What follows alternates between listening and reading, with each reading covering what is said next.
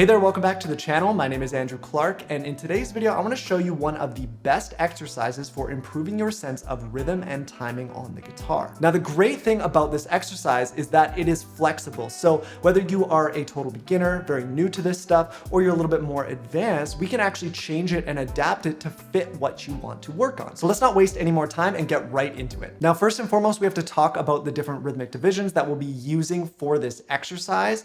And in our case, we'll be using quarter notes, eighth notes, triplets, 16th notes, and sextuplets. Okay, so to let you hear what each of these divisions sounds like, I'm just gonna count and clap kind of at the same time. So quarter notes, very simply, are gonna be landing on every beat. So if our beat is 1, 2, 3, 4, those are our quarter notes right there. And there are 4 of those. So 1, 2, 3, 4, 1, 2, 3, 4. And for eighth notes, we'd be doing 2 for every single beat. So we go 1 and 2 and 3 and 4 and 1 and 2 and 3 and 4. Now for triplets, it's going to be a little bit weird because we have to fit 3 notes between each quarter note beat, and it's going to feel very uneven, but you will get used to it. So if this is our quarter note, it's gonna go 1, 2, 3, 1, 2, 3, 1, 2, 3, 1, 2, 3, 1, 2, 3. Then for 16th notes, we would be counting 4 for every beat. So it would go 1, 2, 3, 4, 1, 2, 3, 4, 1, 2, 3, 4, 1, 2, 3, 4, 1, 2, 3, 4, 1, 2, 3, 4. And then lastly, we have sextuplets. And this is 6 notes between each beat. And this is obviously gonna be quite fast. So it's gonna go like this.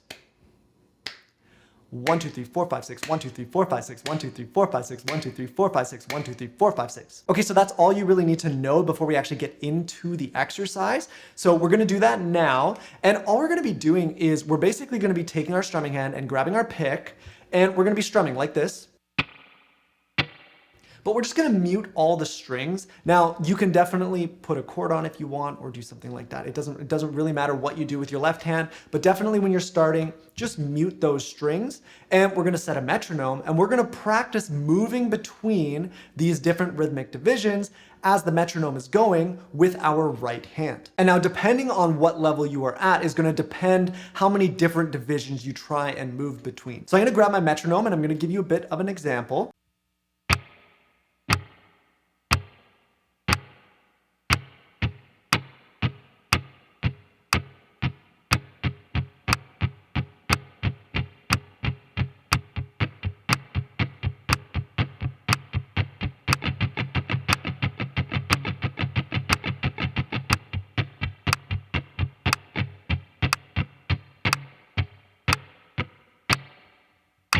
Okay, so being able to get those seamless transitions between the different divisions is the goal. So what I just did is probably something you might have to kind of work your way up to a little bit.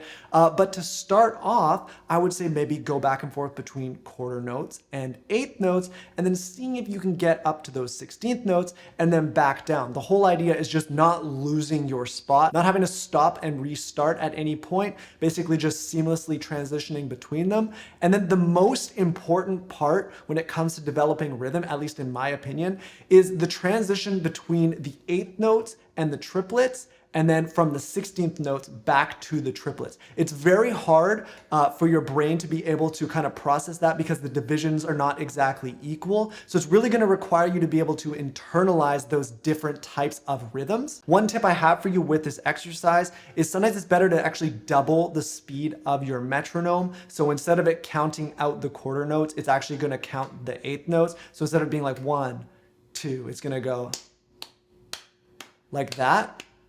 And because it gives you a shorter amount of time between the beats, it might be a little bit easier to kind of stay in time. It's not always going to be the case. It's just going to kind of be up to you what's easiest. And if you want, you can change up the tempo of the metronome. I was using 60 BPM there. You can go 70, 80. You can try and increase it, but that's not really what's important here. It's not about getting this up to a high speed. It's more about being able to transition between those different rhythms. And the reason for this is because when we play guitar, we're not always just playing even divisions. We're not always just going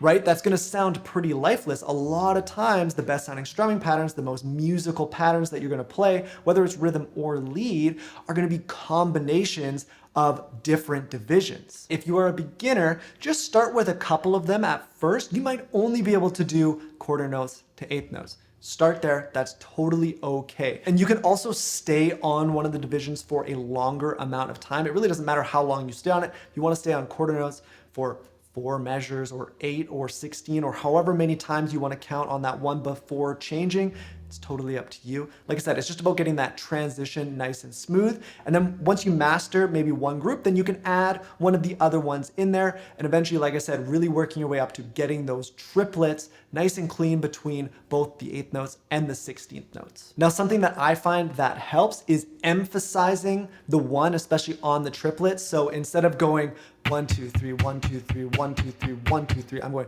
1, 2, 3, 1, 2, 3, 1, 2, 3, 1, 2, 3. And this type of emphasis is gonna help kind of you stay aligned with where the actual downbeat is. And this is important for being able to count it and stuff, but this is also just gonna help you with your rhythm guitar in general, just getting it really tight. I even do the same thing with 16th notes, just emphasizing the downbeat where I can. And eventually this is gonna work its way into your regular playing as well, and just add kind of another dimension, another layer to your rhythm playing. Now, if you wanna take this exercise one step further and just make it a whole lot more fun, you can do what I do. I personally don't like playing along to a metronome. They're great because there's no distractions. There's nothing else going on that's gonna kind of divert your attention away from what you're working on, but it's less fun than playing along to like a real song. So what I do, and what I've done for literally years, is I'll throw in a playlist of my favorite songs and I will work on these exercises along to the songs, because the songs obviously have a BPM. You just gotta make sure that the songs aren't gonna be like too fast so that you can't really do it properly.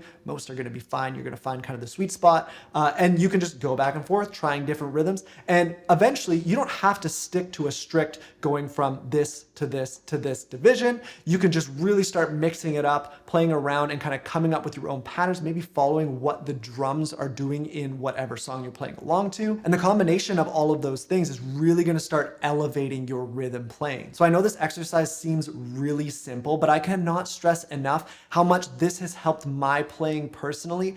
And like I said, doing it along to a track or cross-training it, doing this exercise while incorporating some chords, some chord changes along to a song, or even some lead stuff, but really focusing on that rhythm, it can make an absolute world of difference. And down the road, you can totally start expanding and customizing this exercise as well. You don't have to stick to standard divisions. You can do totally different crazy stuff. You can try throwing in some polyrhythm stuff or some really cool strumming pattern stuff that you've learned. The main goal, and what's really important, is that you're not just sticking to one pattern, you are trying to move cleanly between one and another or multiple. So that's all I wanted to cover in this week's lesson. I'd really encourage you to incorporate some form, your own version of this exercise into your daily practice time.